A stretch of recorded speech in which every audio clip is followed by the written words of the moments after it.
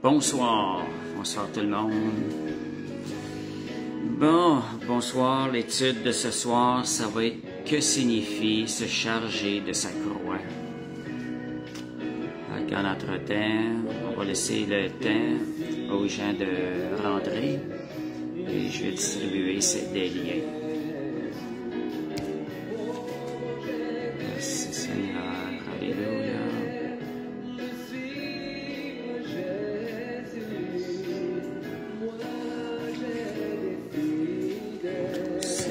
On va distribuer les liens.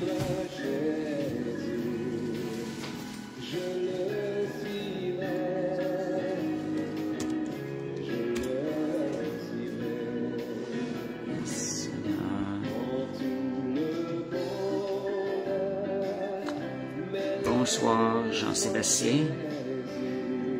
Je commence. Oh, je suis peut-être pas sur le bon. Merci Seigneur, alléluia.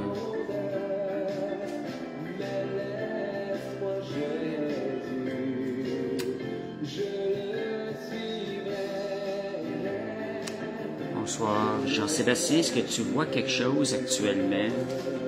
Je vais baisser le son un peu. Je vais regarder les commentaires. Brigitte, est-ce que tu vois bien le... Juste un instant, je vais remonter quelque chose. Merci Seigneur, amen. Fait que je vais distribuer le lien.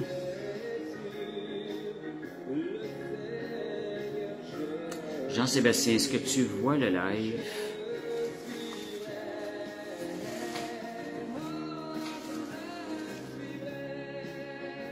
OK. Bon, ben merci. Merci Isabelle. Je vais distribuer les liens à certaines personnes.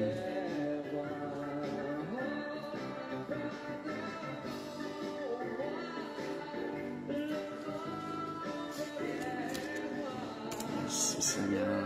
Amen. Bonsoir Isabelle. Bonsoir Michel.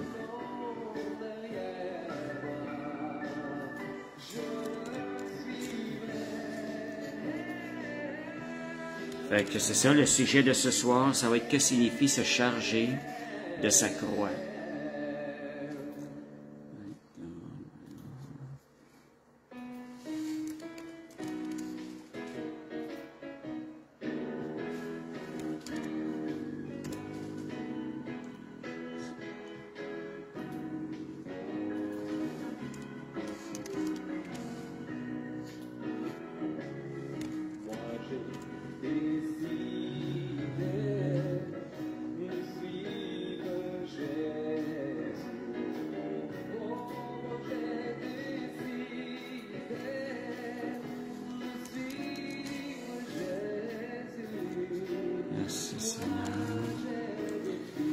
Fait que, un petit cantique de longue date en passant. Seigneur.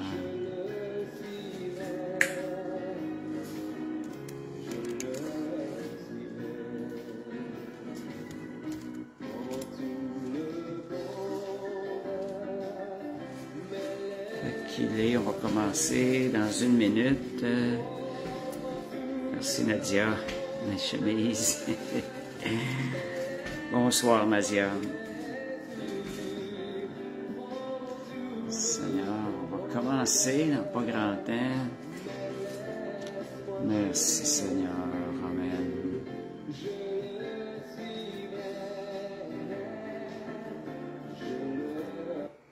Bon, on va commencer maintenant. Donc, que signifie se charger de sa croix?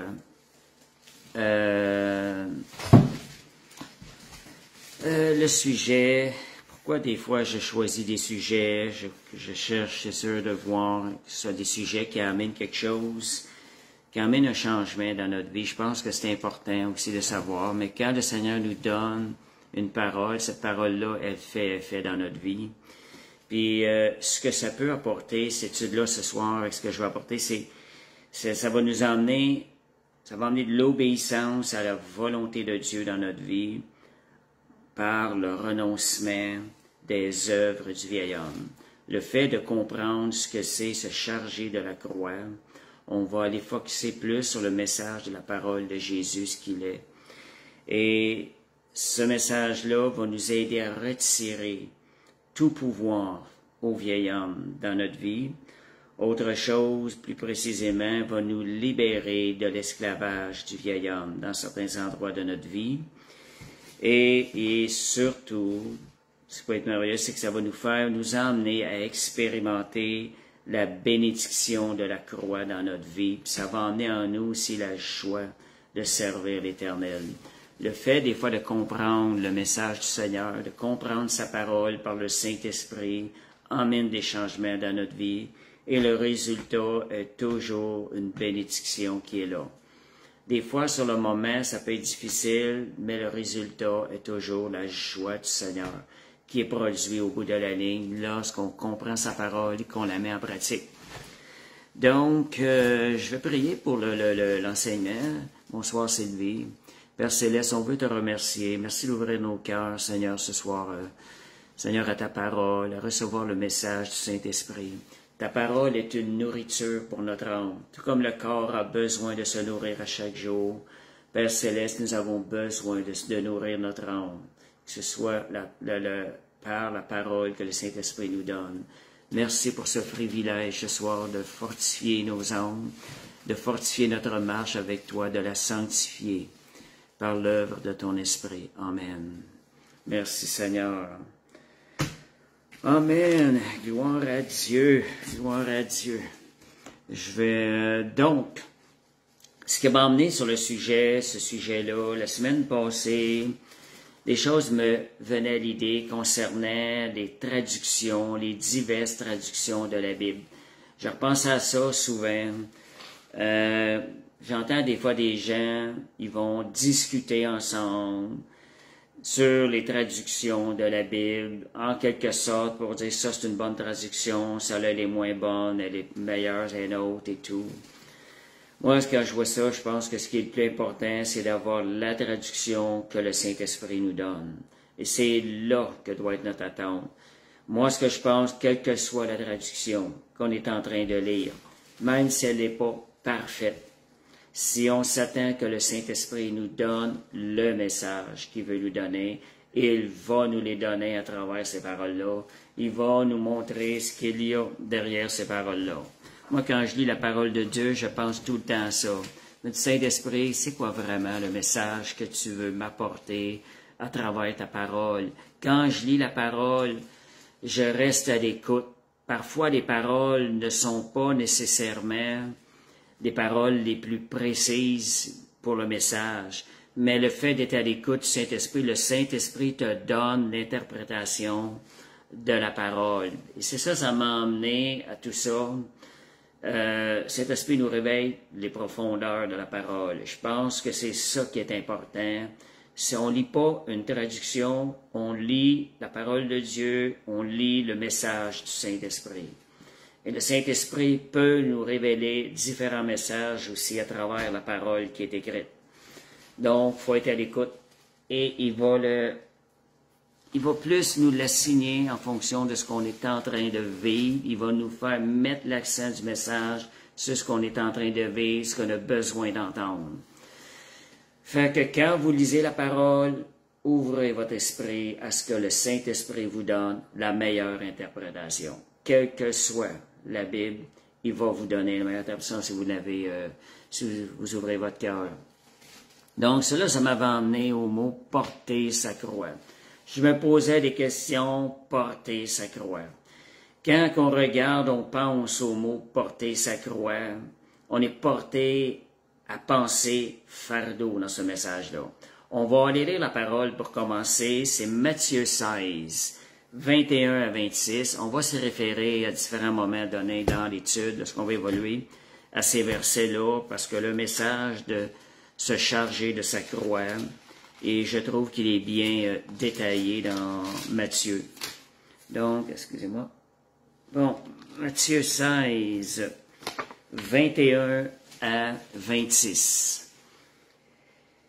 Je vais vous détailler un peu Matthieu. Dès lors, Jésus commença à faire connaître à ses disciples qu'il fallait qu'il allât à Jérusalem, qu'il souffrit beaucoup. Donc, on voit ici, on voit la souffrance de la part des anciens, des principaux sacrificateurs et des scribes. La souffrance qu'on a aujourd'hui, qui est permise par Dieu, c'est celle de la persécution des hommes. Et non pas souffrance de la maladie. Et qu'il fut mis à mort et qu'il ressuscita le troisième jour. Donc, on parle ici de qu'il ressuscita, qu'il fut mis à mort. Donc, on voit dans le message, on nous parle de crucifixion déjà dans ce message-là, de porter sa croix, de se charger de la croix. Je vais revenir en détail tantôt.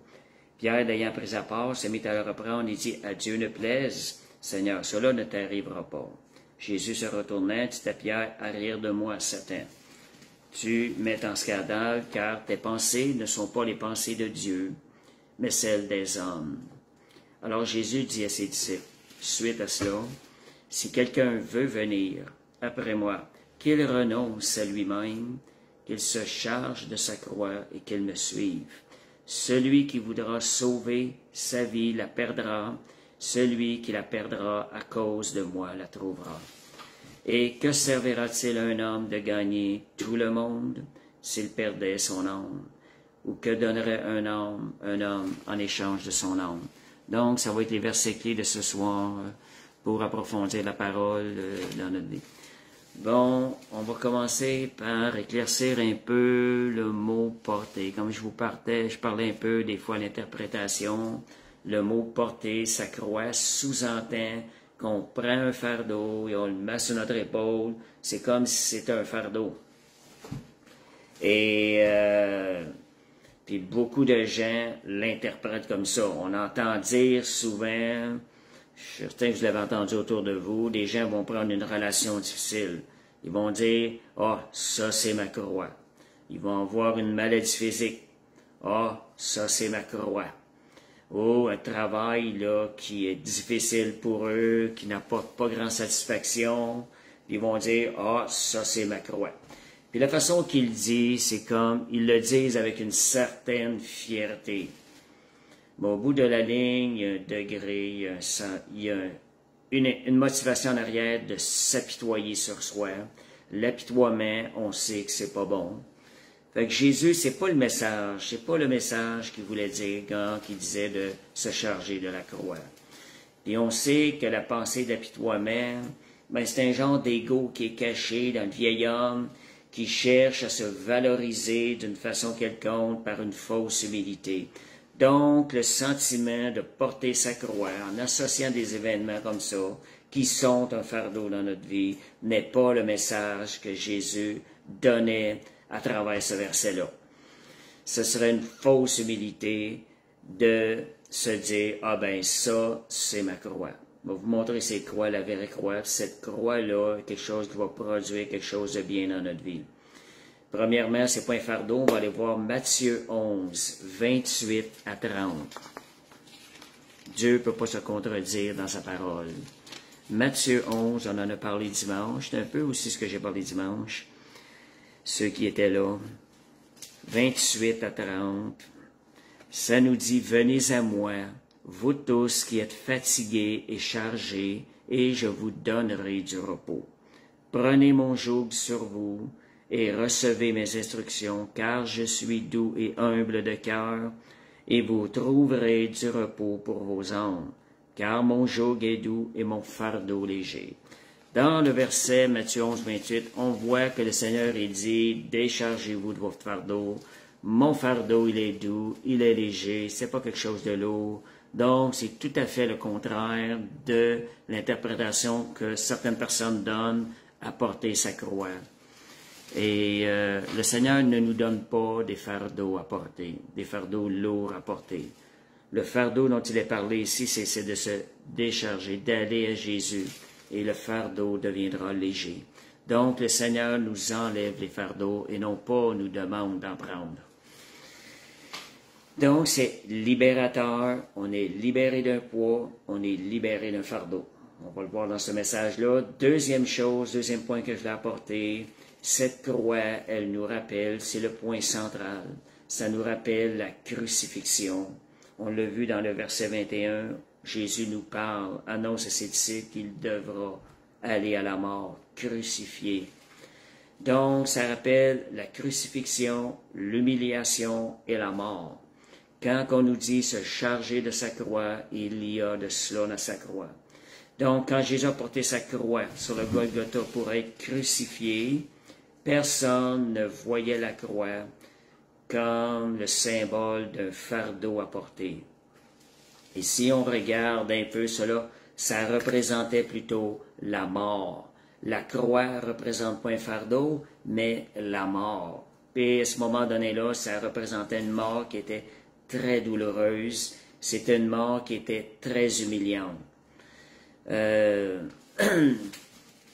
Mais une parenthèse avec ça, quand on parle de la croix, c'est ce que représente la croix, mais de se charger de la croix, c'est pas de ne voir Christ sur la croix, car il est ressuscité, mais de plutôt voir le vieil homme crucifié. C'est le message de la croix, c'est le sens de la croix. Voir le vieil homme crucifié sur la croix. Se charger de la croix, c'est porter cette croix dont on voit devant nous le vieil homme qui a été crucifié. Et c'est différent. Donc, ce vieil homme-là, on doit le tenir crucifié, là où il a été mis il y a 2000 ans à la croix. Donc, quand je me charge de la croix, on regarde cette croix que l'on porte, est-ce que le vieil homme, notre vieil homme, est crucifié? Quand on le regarde, s'il n'est pas là, c'est là qu'il faut régler et se charger de cette croix avec le vieil homme qui a été crucifié.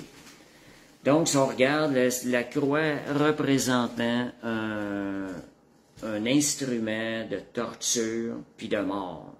Dans le temps de Jésus, c'était encore plus commun que ça l'est aujourd'hui. Les Romains, ils forçaient les criminels condamnés à porter leur croix jusqu'au lieu de crucifixion. C'était la croix où eux devaient être crucifiés et non pas quelqu'un d'autre. Donc, ça s'est fait porter sa croix, se charger la croix, c'est porter l'instrument de sa propre exécution, de sa propre mort. C'est la mort du vieil homme. Et c'est ça qu'il faut avoir devant nous, devant nos yeux. Et ça, c'est libérateur. Être libéré du vieil homme, c'est libérateur. C'est être libéré des fardeaux, des problèmes que le vieil homme peut générer dans notre vie, que nous cause le vieil homme ou l'homme charnel. Là. Quand on parle du vieil homme, on sait ce qu'on veut dire. Lorsqu'on est né de nouveau, on a reçu un nouvel esprit, un nouveau cœur. C'est le cœur de Jésus, c'est la vie de Jésus, c'est ce qu'on appelle le nouvel homme. Le vieil homme, c'est notre vieille nature de péché. C'est le vieil homme dans sa nature de péché. Donc, Matthieu 16, 22 à 23, je relis le verset. Je veux juste que vous focussiez un peu sur le message. Jésus met à mort les pensées du vieil homme, tout en expliquant ce qu'est la croix. Et 22 à 23, si on regarde Pierre, voyez là, qu'est-ce qui arrive? Le vieil homme se lève en Pierre, à Dieu ne plaise, cela ne t'arrivera pas. Jésus replace le vieil homme à sa place. Arrière de moi, Satan. Ça, Jésus donne ça juste avant de dire de porter sa croix. Arrière de moi, Satan. Les pensées du vieil homme, ces pensées ne sont pas les pensées de Dieu, mais celles des hommes. Donc, les pensées du vieil homme ne sont pas celles de Dieu. On les crucifie à cette croix-là. Et Ésaïe 55, versets 1 à 9, concernant les pensées du vieil homme. Fait que c'est ça que vous devez crucifier à la croix. Le vieil homme avec toutes ses œuvres. Les pensées qui sont le raisonnement du vieil homme, crucifiez-les à la croix. C'est ça, se charger de sa croix. Vous vous êtes occupé à crucifier toutes les œuvres du vieil homme et le vieil homme lui-même. Ésaïe 55, versets 1 à 9. Donc, ça dit, c'est vous qui avez soif, venez aux eaux. vous qui n'avez pas d'argent, venez acheter et manger. Venez acheter du vin et du lait sans rien, sans argent, sans rien payer. Pourquoi pesez-vous de l'argent pour ce qui ne nourrit pas? Pourquoi travailler pour ce qui ne rassasie pas?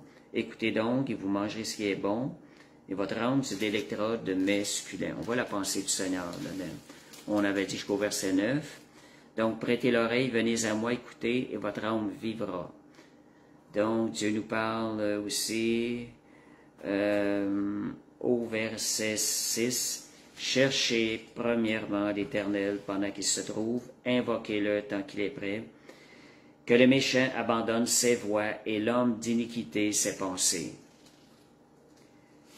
Car à Dieu, qu'il retourne à l'Éternel qui aura pitié de lui, à notre Dieu qui ne se lasse pas de pardonner, car mes pensées ne sont pas vos pensées et vos voies ne sont pas mes voies, dit l'Éternel. Autant les cieux sont élevés au-dessus de vos voies et mes pensées au-dessus de vos pensées. Fait qu'on voit ici que le Seigneur nous montre que les pensées de l'homme ne sont pas les pensées de Dieu. Donc, quand les pensées de l'homme veulent prendre le dessus, vous voyez ça, crucifiez-les à la croix. Tenez-les crucifiés à la croix. Donc, c'est renoncer à notre ancienne manière de penser, en d'autres mots. Se charger de sa croix, renoncer à notre ancienne manière de penser. Et Romains 6, versets 6 à 11. Romains 6, versets 6 à 11. Merci Seigneur. Romains 6, versets 6 à 11. Donc, ça nous dit, on parle vraiment, si on explique la crucifixion du vieil homme, sachant que notre vieil homme a été crucifié avec lui, afin que le corps du péché soit détruit, pour que nous ne soyons plus esclaves du péché. Se charger de sa croix, c'est tenir le vieil homme crucifié, et nous ne serons plus esclaves du péché. Celui qui est mort est libre du péché. Or, si nous sommes morts avec Christ, nous croyons que nous vivrons aussi avec lui, sachant que Christ ressuscité des morts ne meurt plus. La mort n'a plus de pouvoir sur lui, car il est mort, c'est pour le péché qu'il est mort, et qu'il est mort une fois pour toutes. Il est revenu à la vie, et c'est pour Dieu qu'il vit. Ainsi vous-même, voilà, regardez-vous comme mort au péché, comme crucifié au péché. Donc, regardez-vous sur cette croix que vous vous chargez, comme crucifié, comme mort au péché, mais comme vivant pour Dieu en Jésus-Christ. Un peu le message là, de ce soir-là. On va l'approfondir encore un peu. Porter sa croix, c'est renoncer à notre vie et à nos désirs. C'est un instant. Donc, c'est aussi renoncer à notre vie, à notre désir. Matthieu 16, 24 à 25. Jésus dit qu'il renonce à lui-même, qu'il se charge de sa croix, qu'il me suive. Celui qui voudra sauver la vie, ça perdra. Et celui qui la perdra à cause de moi, la trouvera. Fait qu'on voit, c'est renoncer à sa vie, à nos propres désirs. Puis le mot renoncer, si vous méditez là-dessus, vous allez voir que renoncer, ça implique beaucoup de choses. Renoncer, c'est vous arrêter, c'est que vous mettez tout ça dehors. Vous n'en gardez pas une partie, vous mettez tout à l'extérieur. C'est s'abandonner à la volonté de Dieu et à la volonté de Dieu seul. Donc, porter sa croix, c'est renoncer à nos vies, à nos désirs.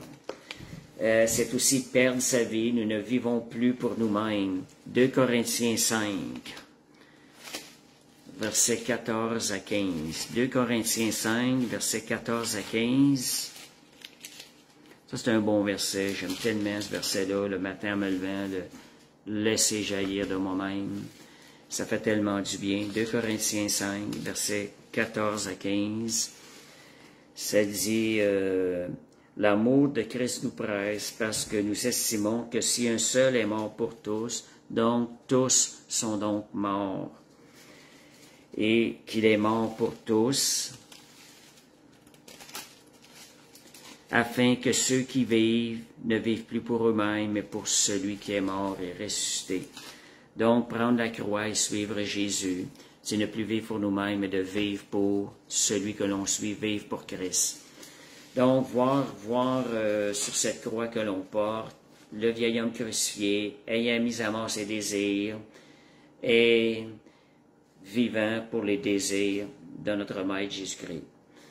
Donc, se charger de sa croix, c'est aussi suivre Jésus, être son disciple. Faire les mêmes choses que Jésus faisait, souffrir avec lui comme lui a souffert en vivant ici-bas, souffrant la persécution des hommes. Fait que Matthieu 16, 21. Matthieu 16, 21, on voit ici qu'il a beaucoup souffert de la persécution, on l'a lu tantôt. Donc, Jésus a souffert de la persécution des gens qui l'entouraient. Donc, être un disciple de Jésus va nous emmener aussi à être comme le Maître. Jean 15, 20 nous le dit bien, « Si le Maître a été persécuté, vous serez aussi persécutés. » On a donc Jean 15, 20 et Jean 16, 33 aussi, qui nous donne un petit peu plus de précision. Jean 16, 33, Jean 15, 20 et Jean 16, 33. Ça nous dit, « Je vous ai dit ces choses afin que vous ayez la paix en moi.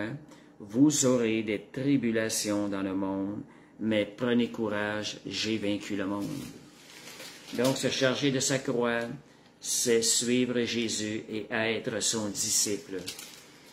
La vie de disciple ne va pas sans jamais de sacrifice. Comme on disait, c'est suivre Jésus, non plus nos désirs, mais ceux de Jésus.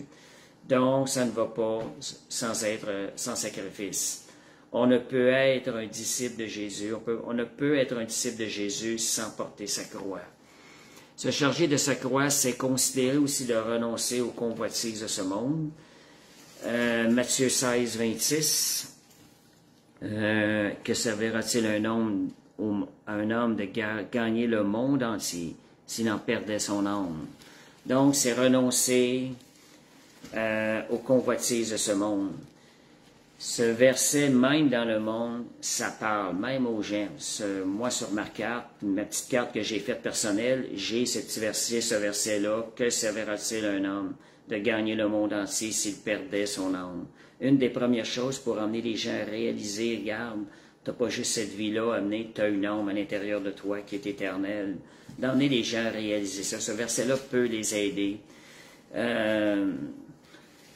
Et moi, je me rappelle, même en secondaire 1, j'étais pas sauvé, je connaissais pas le Seigneur, mais ce verset-là m'avait souvent touché quand j'étais jeune, et souvent je méditais là-dessus.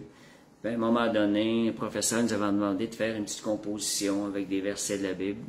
Moi, j'avais fait une composition avec ça. Étant donné que je l'avais médité, j'avais pu faire une bonne page de composition.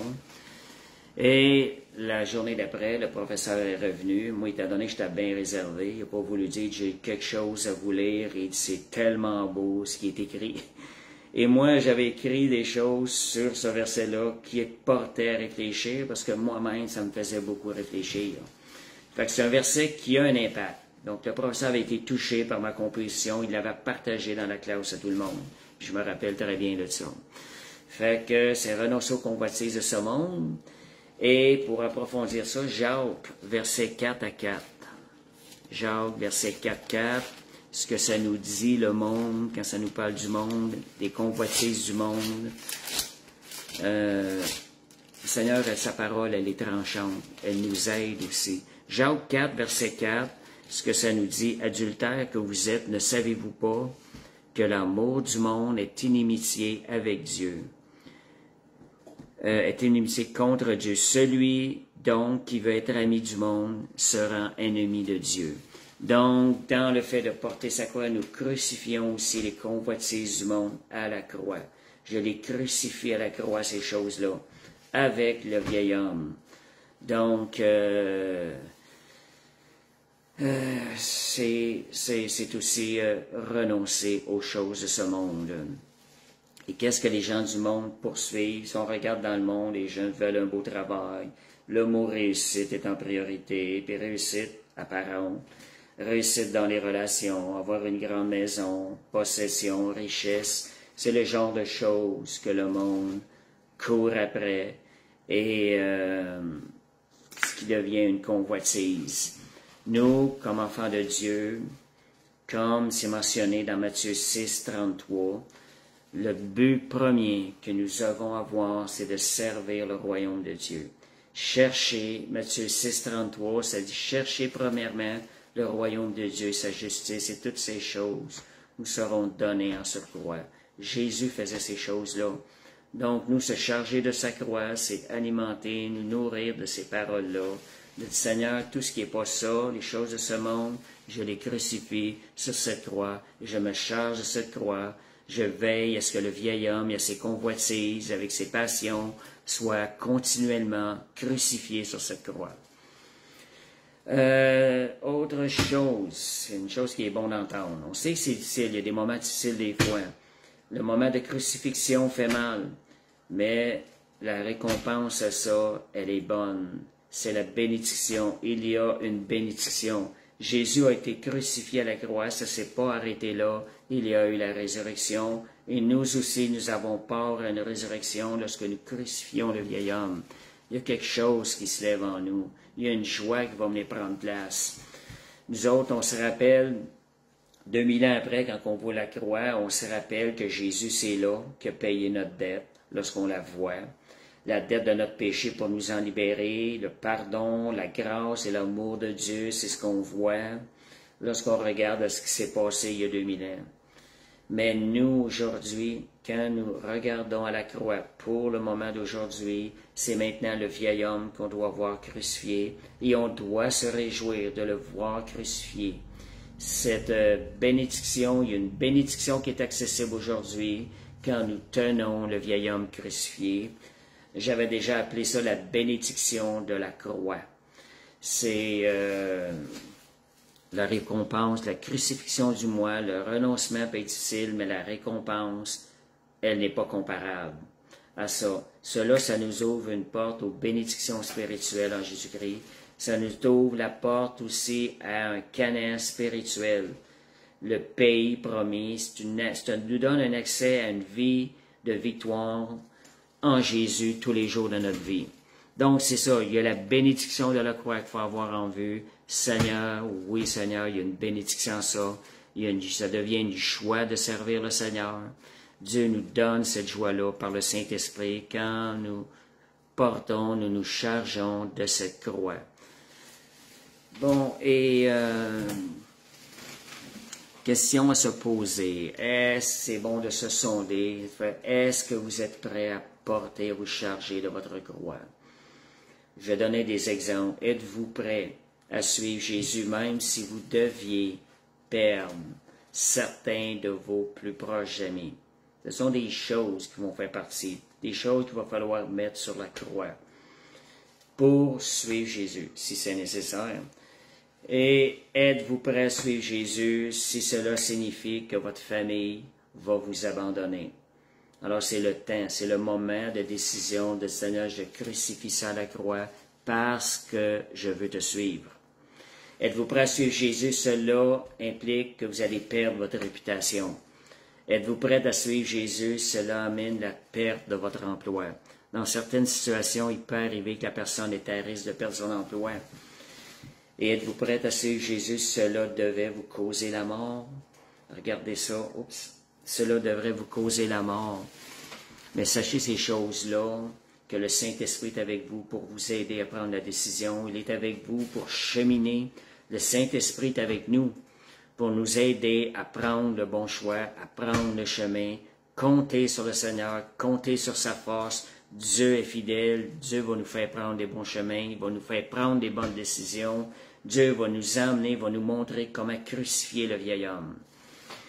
Fait que pour terminer, le cantique qu'il y avait dans tantôt, c'est une image que j'ai pour parler de la bénédiction de la croix. Quand ça dit la croix devant moi, le monde derrière moi, c'est que quand moi, l'image que je donne, quand je regarde la croix, ce n'est pas Christ que je vois, mais c'est le vieil homme crucifié.